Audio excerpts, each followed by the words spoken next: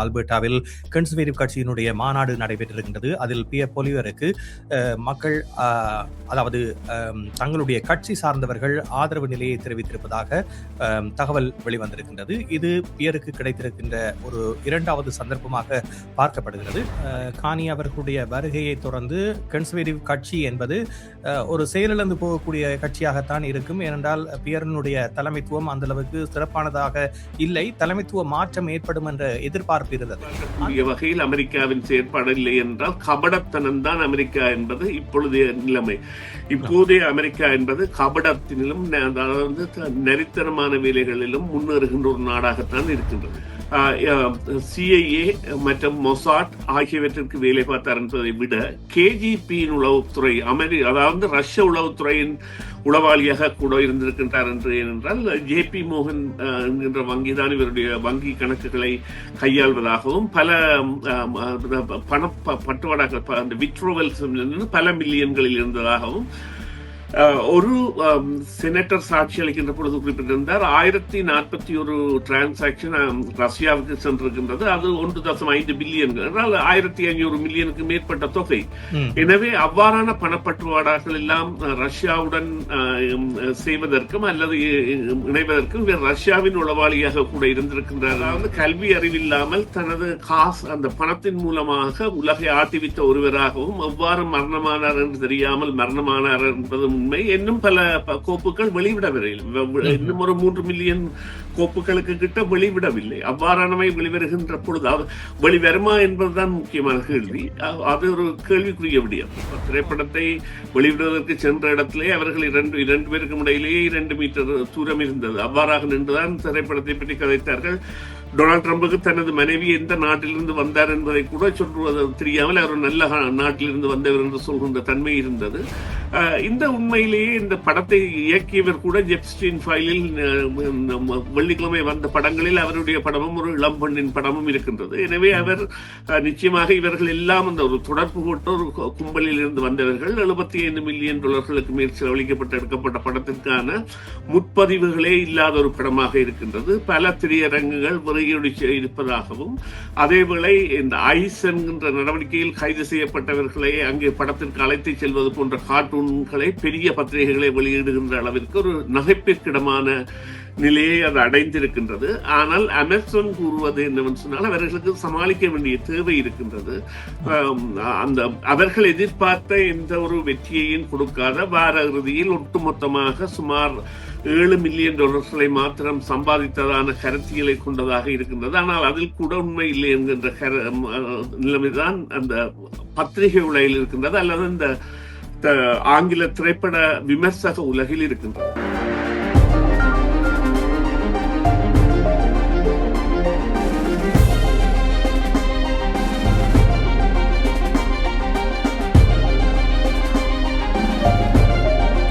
சமகால முக்கிய நிலவரம் தொடர்பாக பேசுகின்ற நிகழ்ச்சியில் இன்று சில விடயங்கள் தொடர்பாக பேச இருக்கின்றோம். குறிப்பாக ஆல்பர்டாவில் கன்சர்வேட்டிவ் கட்சியினுடைய மாநாடு நடைபெற்றிருக்கின்றது. அதில் பியர் பொலிவருக்கு மக்கள் அதாவது தங்களுடைய கட்சி சார்ந்தவர்கள் ஆதரவு நிலையை தெரிவித்திருப்பதாக தகவல் வெளிவந்திருக்கின்றது. இது பியருக்கு கிடைத்திருக்கின்ற ஒரு இரண்டாவது சந்தர்ப்பமாக பார்க்கப்படுகிறது.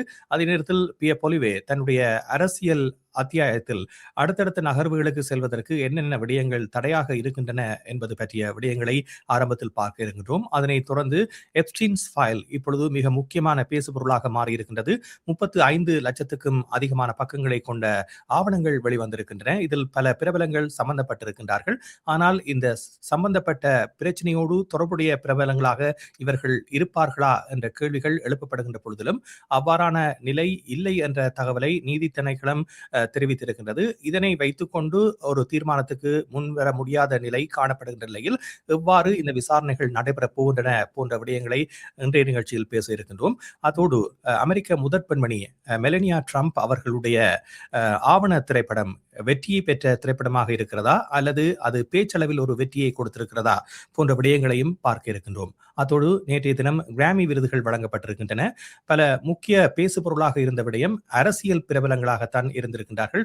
இந்த மேடையில் அரசியல் பேசுகின்ற கடும் விவாதங்களை மேற்கொள்கின்ற பல பிரபலங்கள் முக்கியமாக குறித்து காட்டக்கூடிய நிலையில் அந்த அரங்கில் இருந்ததாக கூறப்படுகின்றது. பிரபலங்கள் செல்லுகின்ற நிகழ்வில் அரசியலும் ஒரு சூடு பிடித்த விடயமாக பார்க்கப்படுகிற நிலையில் இன்றைய தினம் சீனா எதிர்வினை ஆற்றியிருக்கின்றது. கிராமி விருது வழங்கப்பட்டிருக்கின்ற தலைலாமா குறித்து தன்னுடைய விமர்சனத்தை முன்வைத்திருக்கின்றது. இது குறித்த விடயங்களை இன்றைய நிகழ்ச்சியில் பேச இருக்கின்றோம். இப்பொழுது ஆய்வாளர் சுரேஷ் தர்மா இணைந்திருக்கின்றார். அவரை சந்திக்கின்றோம். வணக்கம் சுரேஷ். வணக்கம் ராம். வணக்கம் நேயர்களே. ஆமாம், பியர் பொலிவே அவர்கள் கனேடிய அரசியல் நீரோட்டத்தில் தன்னை ஒரு முதன்மையான அரசியல்வாதியாக காட்ட முனைகின்றார். மக்களுடைய ஆதரவை பெறுவதற்காக அவர் பல கோணங்களில் முயற்சிகளை மேற்கொண்டு வருகின்றார். முதலில் கட்சிக்குள் தனக்கு ஆதரவு இருக்கின்றதா என்ற ஒரு நிலை தெரிய வரும் என்ற நிலையில் இந்த மாநாடு நடைபெற்றிருக்கின்றது. இதில் பியர் பொலிவருக்கு ஆதரவான நிலையை கன்சர்வேட்டிவ் கட்சியினர் எடுத்திருப்பது என்பது உங்களால் எவ்வாறு பார்க்கப்படக்கூடியதாக இருக்கிறது? ஆமாம், நிச்சயமாக இது ஒரு லீடர்ஷிப் ரிவ்யூ எனப்படுகின்ற தலைமைத்துவத்தை மறுபரிசீலனை செய்தல் என்கின்ற நிலையில் நடக்கப்பட்ட இந்த மாநாட்டில் கட்சியின் சகல தொகுதிகளில் இருந்தும் தெரிவு செய்யப்பட்ட அங்கத்தவர்கள் அங்கே சென்று அதற்குரிய வாக்குகளை அளித்திருந்தார்கள். இவ்வாறு சென்றவர்களின் தொகை 3044 $1000 ஒருவருக்கு ஒருவருக்கு மாநாட்டில் பங்கு பெற்றுவதற்கு. அதைவிட பார்வையாளர்கள் மற்றும் வெளியார்கள் தனிப்பட்டவர்கள் என கலந்து கொள்வதற்கான பணம் என்பன எல்லாம் செலவுகள் போக சுமார் $3 மில்லியன் சாதாரணமாக சேர்த்த ஒரு நிகழ்வாக இந்த வார இறுதி அவர்களுக்கு மாறி இருக்கின்றது. இந்த வார இறுதியில் அவர்கள் சந்தித்த பொழுது இருந்த 2 விடயங்கள். ஒன்று, கனடாவின் தற்பொழுதைய கருத்து கணிப்புகளின்படி லிபரல் கட்சி என்பது 45% வாக்குகளை பெறும், கன்சர்வேட்டிவ் கட்சி என்பது 27% வாக்குகளை பெறும் என்கின்ற நிலைக்கு தள்ளப்பட்ட நிலை அந்த காணி அவர்களின் செயற்பாடுகள் காரணமாக. இரண்டாவது, இந்த அமெரிக்கா அல்பர்டா மாகாணத்தில் தலையிட்டது அல்லது அல்பர்டா இந்த பிரிவினைவாதிகளுடன் இரகசிய பேச்சுவார்த்தைகளில் ஈடுபட்டது போன்றவை இருந்த பொழுதிலும் அவருடைய பேச்சில் அது குறித்த விடயங்கள் எதுவுமே வெளிவரவில்லை. இது குறித்து சிபிசி நிறுவனத்திற்கு பேசியிருந்த முன்னாள் அமைச்சர் அல்லது முன்னாள் ஒன்றாரியோ முதல்வராக அல்பர்டா முதல்வராக இருந்த ஜேசன் கெனி அவர்கள் இந்த அமெரிக்கா குறித்த விவகாரங்கள் குறித்து கருத்து தெரிவிக்கிறது தனக்கு ஒரு ஏமாற்றம் அளித்ததாக தெரிவித்திருந்தார். இதே போன்ற கருத்துக்களைத்தான் பலரும் தெரிவித்த பொழுதும் பியர் பொலிவேர் அவர்களின் உரையில் ஒரு விடயத்தை தெளிவாக சொல்லியிருக்கின்றார். இந்த வெளிநாட்டு விவகாரங்கள் தொடர்பாக தாங்கள் ஆர்டிகிள் ராணுவ முகாம்களை அமைத்தல் மற்றும் பாதுகாப்புகளை பலப்படுத்தல் போன்றவற்றை செய்ய போவதாக அது ஏற்கனவே அவர் கடந்த ஒரு வருடத்துக்கு முதல் சொன்ன ஒரு செய்தி. இருந்த பொழுதிலும் இந்த கனடாவுக்கு குடிபெறுவோர் தங்களுடைய பிரச்சனைகளை தங்களுடைய நாட்டிலேயே விட்டு வர வேண்டும், இங்கே வந்து அது குறித்து நிலைப்பாடுகளை எடுக்கக்கூடாது, அது குறித்த பிரச்சனைகளில் ஈடுபடக்கூடாது என்பதை 2 தடவைகள் தனது பேச்சில் கூறியிருந்தார். இது உண்மையிலேயே புலம்பெயர்ந்த சமூகங்களிடையே அவர்கள் தங்கள் நாட்டுடன் வைத்திருக்கின்ற உறவுகள், அந்த டயஸ்பரா கம்யூனிட்டிஸ் என்பது அனைத்து, அதாவது அண்மையில் புலம்பெயர்ந்த என்றல்ல, கடந்த ஒரு 5 தசாப்தங்களோ 6 தசாப்தங்களாக புலம்பெயர்ந்தவர்களுக்கு கூட 60-70 ஆண்டுகளுக்கு புலம்பெயர்ந்தவர்கள் கூட இருந்து கொண்டே இருக்கும். அவர்கள் மத்தியில் எவ்வாறான பின்விளைவை ஏற்படுத்த போகுது என்று தெரியாத பொழுதும் நிச்சயமாக இவரது வெற்றி என்பது இவர் ஒரு தேர்தலுக்கான எதிர்பார்ப்பை சரியான தருணத்தில் ஏற்படுத்துவார் என்கிற நிலையை ஏற்படுத்தும். அதேவேளை லிபரலை பொறுத்தவரையில் இன்னும் 2 பாராளுமன்ற உறுப்பினர்களை அவர்கள் ஏதாவது ஒரு கட்சியில் இருந்து எடுத்துவிட்டால் அவர்களை பொறுத்தவரையில் நிச்சயமாக இந்த ஆட்சிக்கு பங்கம் வராது என்ற நிலை இருக்கின்றது. ஆனால் இப்பொழுது மிக முக்கியமான கேள்வி எழுகிறது. காரணம், ஆரம்பத்தில் கானி அவர்களுடைய வருகையை தொடர்ந்து கன்சர்வேட்டிவ் கட்சி என்பது ஒரு செயலிழந்து போகக்கூடிய கட்சியாகத்தான் இருக்கும். ஏனென்றால் பியரனுடைய தலைமைத்துவம் அந்த அளவுக்கு சிறப்பானதாக இல்லை, தலைமைத்துவ மாற்றம் ஏற்படும் என்ற எதிர்பார்ப்பு இருந்தது. அந்த நிலை இப்பொழுது நீங்கி இருப்பதற்கான மிக முக்கியமான காரணமாக நீங்கள் எதை பார்க்கின்றீர்கள்? கானியினுடைய செயற்பாடு என்பது மக்கள் மத்தியில் எதிர்மறையான தாக்கத்தையும் ஏற்படுத்துவது தவிர்க்க முடியாத ஒன்றாக இருக்கின்றது. ஏனென்றால் டொனால்ட் ட்ரம்ப் அவர்கள் சில வேளைகளில் இந்த விடயங்களில் வெற்றி பெற்றவராக மாறினால் கானி தோற்கப்படக்கூடிய ஒருவராக மாறுவார். இந்த நிலை என்பது இப்பொழுது தீர்மானிக்க முடியாத ஒரு நிலையாக இருந்தாலும் கூட இதனை ஆதரிப்பவர்களும் இருக்கிறார்கள் தானே? நிச்சயமாக அவ்வாறான நிலை ஏற்படக்கூடிய சாத்தியக்கூறுகள் நீங்கள் கூறியது போல, அதாவது ஆப்ஷன் ஏ, ஆப்ஷன் பி என்று எடுக்கின்ற பொழுது, ஆப்ஷன் பி என்பதில் நிச்சயமாக நீங்கள் குறிப்பிட்ட தன்மைகள் ஏற்படலாம். அதேவேளை டொனால்ட் ட்ரம்போ அல்லது அமெரிக்க இந்த அரச திணைக்களங்களோ அல்லது டொனால்ட் ட்ரம்ப் சார்ந்தவர்களோ கூட பியர் பொலிவியர்களை விரும்பி கொண்டு வரலாம். ஆனால் இங்கே நீங்கள் குறிப்பிட்ட விடயமாக முதலில் குறிப்பிட்ட விடயம், இந்த பியர் பொலிவியர் எதற்காக மீண்டும் கட்சியால் ஆமோதிக்கப்பட்டார் என்றால், அதற்குரிய தீவிர பிரச்சாரங்கள். அவர்கள் இப்பொழுது பணத்தின் மேல் இருக்கின்றார்கள். கடந்த தேர்தலின் பொழுது சேர்க்கப்பட்ட பணம், தற்பொழுது சேர்க்கப்பட்ட பணம், இந்த 2 நிகழ்வுகளுக்கும் இடையே சேர்க்கப்பட்ட பணம் என்று பணத்தின் மேல் இருக்கின்றார்கள். எனவே இங்கே ஒரு நிலைமை இருக்கின்றது. இப்பொழுது பியர் பொலிவியர் அவர்களை இந்த முறை இவர்கள் செய்யாமல் விட்டிருந்தால் அவர்கள் நிச்சயமாக ஒரு புது கட்சி தொடங்குவராக மாறக்கூடிய சாத்தியக்கூறு இருக்கின்றது. அந்த சாத்தியக்கூறை தணிப்பதற்காக கூட சில வேளைகளில் இந்த நடவடிக்கைகள் எடுக்கப்பட்டிருக்கலாம்.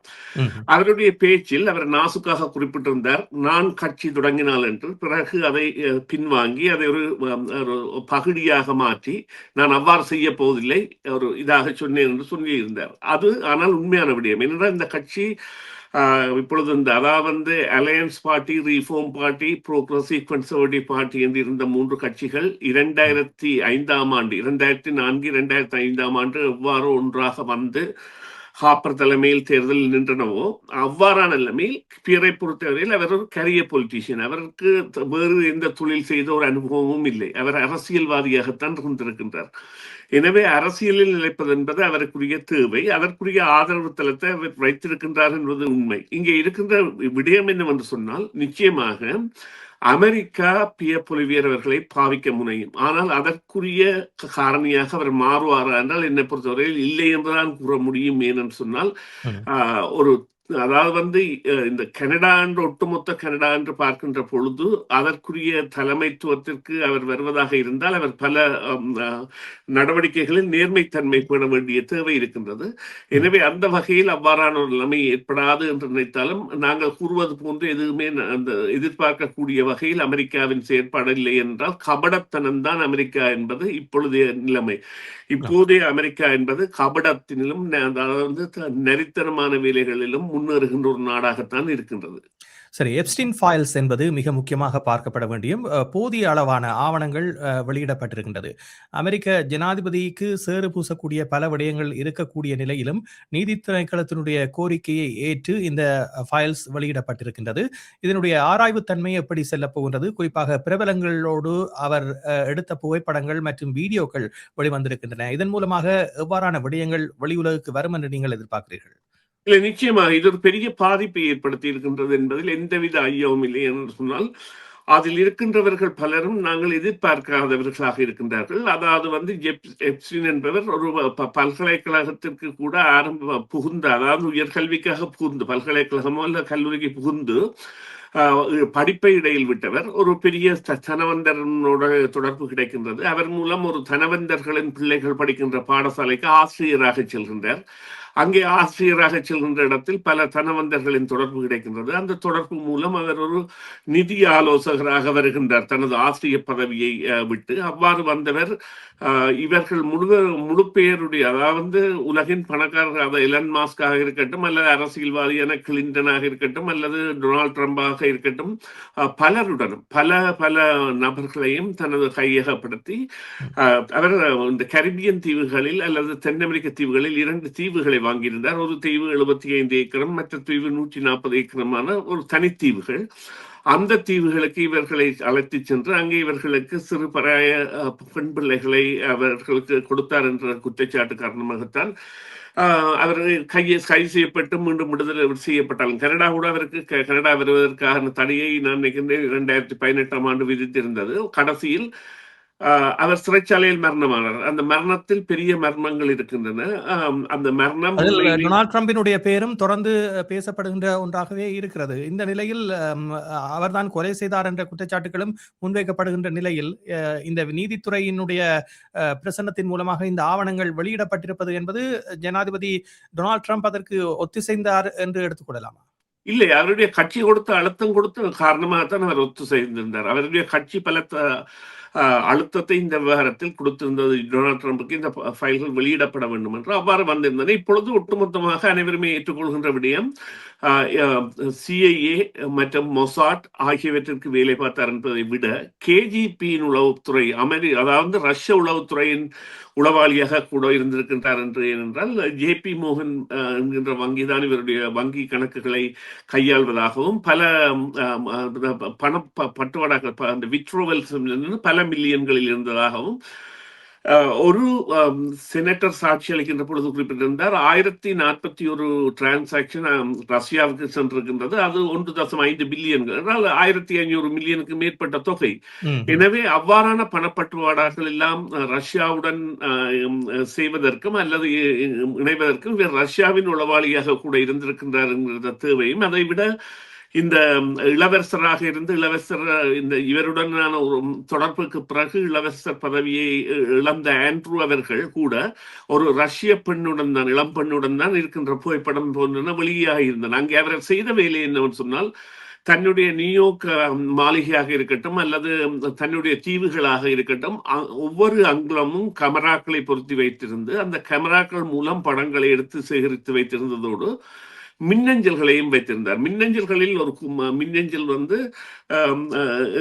பில் கேட்ஸ் 2017 ஆண்டு, இந்த 17 அல்லது 18ஆம் ஆண்டு இவருடன், அதாவது பேண்டமிக் வந்தால், அதாவது பேண்டமிக் வந்தால் எவ்வாறு அதனை பராமரிப்பது அல்லது எவ்வாறான நடவடிக்கை எடுப்பது போன்ற அந்த செயற்திட்டம் குறித்து விவாதித்திருக்கிறார்கள் என்ற பொழுது, இப்பொழுது 2019ஆம் ஆண்டு இறுதியில் பேண்டமிக் வந்தது கூட செயற்கையானதா என்கின்ற ஒரு கேள்விக்கு வருகின்றது. என்றால் அவ்வாறான ஒரு மின்னஞ்சலை இந்த பத்திரிகைகள் வெளியிட்டிருக்கின்றன. எனவே இது ஒரு பெரிய ஒரு அதாவது இந்த பணக்காரர்கள் பணத்தை அடைந்த பிறகு உலகை ஆட்டுவிக்கின்றதுக்கு இந்த வேக்சின், மருத்துவங்கள், பல விடயங்களில் எவ்வாறு செயற்படுகின்றார்கள் என்பதற்கான ஒரு பாரிய உதாரணமாக அது பணமாக இருக்கட்டும், பங்கு சந்தையாக இருக்கட்டும், எதுவும் அவ்வாறான ஒரு, அதாவது கல்வி அறிவில்லாமல் தனது காசு அந்த பணத்தின் மூலமாக உலகை ஆட்டிவித்த ஒருவராகவும் எவ்வாறு மரணமானார் என்று தெரியாமல் மரணமானார் என்பது உண்மை. இன்னும் பல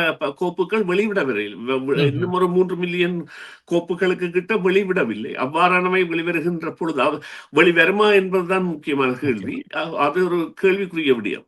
ஆமாம், குறிப்பிட்ட சில நேரமே இருக்கின்றது. இந்த நேரத்தில் மெலனியா ட்ரம்ப் அவர்களுடைய ஆவணப்படம் எதிர்பார்த்த அளவு வெற்றி அளிக்கவில்லை என்று பலர் கூறுகிறார்கள். இருந்த போதிலும் அமேசான் இது தொடர்பான தகவலை வெளியிட்டிருக்கின்றது. இது ஒரு ஆவண திரைப்படங்களில் எதிர்பார்க்கப்பட்ட வெற்றியை கொடுத்திருப்பதாக. இந்த ஆவணப்படத்தை வெளியிட வேண்டிய தேவை ட்ரம்புக்கு என்னவாக இருந்தது? அதே நேரத்தில் இது எதிர்பார்த்த இலக்கை அடைந்திருக்கிறதா? இல்லை, இது அவர் வீட்டிலிருந்து ஒன்றும் செய்யலாத விடயத்தில், அதாவது கணவனுடனும் அவருக்கு நேரடி அவர்கள் இருவருமே அந்த திரைப்படத்தை வெளியிடுவதற்கு சென்ற இடத்திலே அவர்கள் இரண்டு பேருக்கும் இடையிலேயே 2 மீட்டர் தூரம் இருந்தது. அவ்வாறாக நின்றுதான் திரைப்படத்தை பற்றி கதைத்தார்கள். டொனால்ட் ட்ரம்புக்கு தனது மனைவி எந்த நாட்டிலிருந்து வந்தார் என்பதை கூட சொல்வது தெரியாமல் அவர் நல்ல நாட்டிலிருந்து வந்தவர் என்று சொல்கின்ற தன்மை இருந்தது. இந்த உண்மையிலேயே இந்த படத்தை இயக்கியவர் கூட ஜெப்ஸ்டீன் ஃபைலில் வெள்ளிக்கிழமை வந்த படங்களில் அவருடைய படமும் ஒரு இளம்பெண்ணின் படமும் இருக்கின்றது. எனவே அவர் நிச்சயமாக இவர்கள் எல்லாம் அந்த ஒரு தொடர்பு போட்ட ஒரு கும்பலில் இருந்து வந்தவர்கள். $75 மில்லியன் மேல் செலவழிக்கப்பட்டு எடுக்கப்பட்ட படத்திற்கான முற்பதிவுகளே இல்லாத ஒரு படமாக இருக்கின்றது. பல திரையரங்குகள் இருப்பதாகவும், அதேவேளை இந்த ஐஸ் என்கின்ற நடவடிக்கையில் கைது செய்யப்பட்டவர்களை அங்கே படத்திற்கு அழைத்து செல்வது போன்ற கார்ட்டூன்களை பெரிய பத்திரிகைகளை வெளியிடுகின்ற அளவிற்கு ஒரு நகைப்பிற்கிடமான நிலையை அது அடைந்திருக்கின்றது. ஆனால் அமேசான் கூறுவது என்னவென்று சொன்னால், அவர்களுக்கு சமாளிக்க வேண்டிய தேவை இருக்கின்றது. அந்த அவர்கள் எதிர்பார்த்த எந்த ஒரு வெற்றியையும் கொடுக்காத, வார இறுதியில் ஒட்டுமொத்தமாக சுமார் $7 மில்லியன் மாத்திரம் சம்பாதித்ததான கருத்தியலை கொண்டதாக இருக்கின்றது. ஆனால் அதில் கூட உண்மை இல்லை என்கின்ற நிலைமைதான் அந்த பத்திரிகை உலகில் இருக்கின்றது. அல்லது இந்த ஆங்கில திரைப்பட விமர்சக உலகில் இருக்கின்றது. ஆமாம். இசையுலகோடு சம்பந்தப்பட்ட கிராமி விருது என்பது தலை லாமாவுக்கு வழங்கப்பட்டிருக்கின்றது. ஆனால் அவருடைய இசைப்படைப்பு மெடிடேஷனுக்கு தான் அது வழங்கப்பட்டிருக்கின்றது. இருந்தபோதிலும் இதனை ஏற்கனவே அமைதிக்கான நோபல் பரிசு வழங்கப்பட்ட பொழுது சீனா எவ்வாறு எதிர்த்ததோ அதே போன்ற ஒரு எதிர்ப்பை இப்பொழுது வெளியிட்டிருக்கின்றது. இது அமெரிக்காவில் வைத்து நடந்த நிகழ்வு என்ற காரணத்தினால் அமெரிக்காவினுடைய பின்புலத்தில் தான் இது நடைபெறுவதாக சீனா கருதக்கூடும். இருந்தபோதிலும் நீங்கள் இதனை எவ்வாறு பார்க்கின்றீர்கள்? இந்த அமெரிக்க கிராமி விருது வைபவத்தில் கூட கூடுதலாக அரசியல் பேசுபவர்கள், சூடான கருத்துக்களை வெளியிடுபவர்கள் முன்னுரிமை அளிக்கப்பட்டு அவர்களுக்கான வெளிச்சம் என்பது ஊட்டப்பட்டிருந்தது. இதனை எப்படி பார்க்கிறீர்கள்? இந்த முறை கிராமி விருது வழங்கும் அதாவது விழா ஒரு அரசியல் சாயம் பூசப்பட்டதாக இருந்தாலும் இவ்வாறான அதாவது மெடிடேஷன் போன்றவற்றிற்கான அதே கேட்டகரியில் தான் மெடிடேஷன் கேட்டகரியில் தான் அவருக்கு வழங்கப்பட்டிருக்கின்ற பொழுது அதனை நாங்கள் சில வேளைகளில் நியாயமானதாக கூட பார்க்க வேண்டிய தேவை இருக்கின்றது என்றால் அதற்குரிய அவ்வாறான ஒலிப்பிழைகள் விற்பனைக்கு சென்றதோ அல்லது யூடியூப்பில் அவை பார்க்கப்பட்டதோ போன்ற பலவும் ஆராயப்பட்டிருக்கும். இப்பொழுது ஒருவர் வெளியிட்டு அது ஒரு 10,000 தான் பார்க்கப்பட்டிருக்குமானால் அவருக்கு அவ்வாறான விருது கொடுக்குமானால் அந்த பலர் அதை பற்றி கேள்வி எழுப்புவார்கள். அவ்வாறு இல்லாமல் அதாவது சீனாவை பொறுத்தவரையில் இவ்வாறு தலையிலாமா பிரபல்யப்படுத்தப்படுவது அவர்களுக்கு தலையிடி. அந்த வகையில் அவர்கள் கூறியிருப்பார்கள். மறுபக்கமாக இதனை நாங்கள் ஒரு இசை சார்ந்த விடயமாகவே கொண்டு சொல்ல வேண்டும். ஆனால் இந்த முறை அந்த அரசியல் சாயம் என்பது வெளிப்பட்டது என்பதில் எந்தவித சந்தேகமும் இல்லை. நன்றி சுரேஷ். நிகழ்ச்சியில் கலந்து கொண்டமைக்கு மீண்டும் விரிவாக பேசுவோம். இன்றைய நிகழ்ச்சியில் கலந்து கொண்டு தகவல்களை தந்த உங்களுக்கு நன்றி. நன்றி ராம். நன்றி நேயர்களே. மீண்டும் ஒரு பொழுதில் சந்திப்போம். சிஎம்ஆர் யூடியூப் சேனலில் இணைந்திருக்கும் நேயர்கள் அனைவருக்கும் எமது நன்றி. காமெண்ட்ஸ் பகுதியில் உங்கள் கருத்துக்களை தெரிவிக்க தவறாதீர்கள். முக்கிய செய்திகள், காணொளி தொகுப்புகள், நேர்காணல் என பலதரப்பட்ட அம்சங்களையும் உங்களுக்காக தருகின்றது சிஎம்ஆர் யூடியூப் சேனல். சிஎம்ஆர் என்று சர்ச் செய்து எமது யூடியூப் சேனலை சப்ஸ்கிரைப் பண்ணுங்கள். உங்கள் உற்றார் உறவினர் நண்பர்களோடும் இந்த காணொளி தொகுப்புகளை பகிர்ந்து கொள்ளுங்கள். அருகில் இருக்கின்ற முக்கிய காணொளி தொகுப்புகளையும் தவறவிடாமல் பாருங்கள்.